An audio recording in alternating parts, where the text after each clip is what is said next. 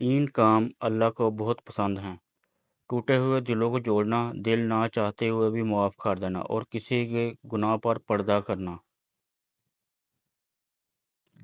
زندگی اتنی مصروف بنا لو کہ دوسروں کے عیب دیکھنے کا وقت ہی نہ ملے۔ اپنا خیال رکھیں۔ دنیا کے لیے آپ ایک شخص ہیں، لیکن اپنے گھر والوں کے لیے آپ پوری دنیا ہیں۔ اپنا خیال رکھیں۔ ایسے شخص کو کبھی مت گنوانا جس کے دل میں تمہارے لیے محبت، فکر، عزت اور چاہت ہو۔ اللہ آزماتا ہے اس چیز سے جو تمہیں بہت پیاری ہوتی ہے، تاکہ اس چیز کے ملنے کو تڑپ تمہیں اللہ سے ملا دے۔ اللہ کی مدد معجزہ ہے، اور وہ معجزہ تمہارے لیے ہونے والا ہے۔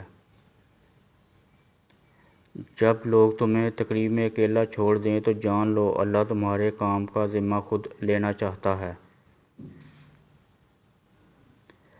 اللہ تعالیٰ قرآن مجید میں ارشاد فرماتا ہے کہ دنیا کے سہارے مکڑی کے جالے سے بھی زیادہ نازک اور کمزور ہیں۔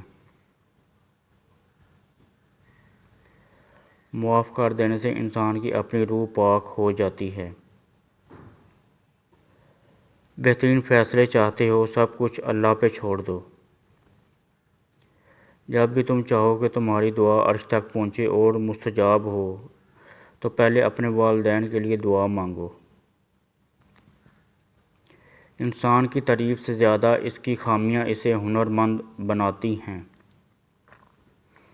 کبھی بھی کامیابی کو دماغ میں اور ناکامی کو دل میں جگہ نہ دینا، کیونکہ کامیابی دماغ میں تکبر اور ناکامی دل میں مایوسی پیدا کر دیتی ہے۔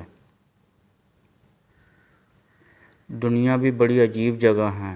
جہاں چلنا نہیں سیکھا تھا تو کوئی گرنے نہیں دیتا، اور جب سے چلنا سیکھا ہے تو قدم قدم پر لوگ گرانا چاہتے ہیں۔ کامیابی کی پہلی سیڑھی کوشش ہے، کوشش سے غلطی، غلطی سے سبق، سبق سے تجربہ، اور تجربے سے کامیابی حاصل ہوتی ہے۔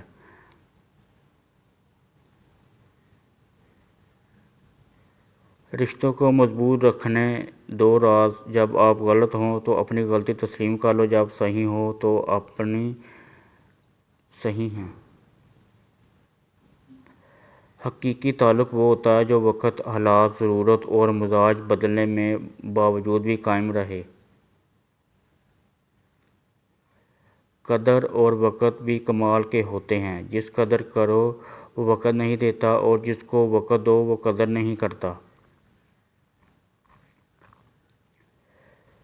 جاری زندگی میں وہ شخص سب سے بہترین ہوتا ہے جو اس وقت بھی سمجھنا ہے جو ہم خود بھی اپنے آپ کو نہیں سمجھ پاتے۔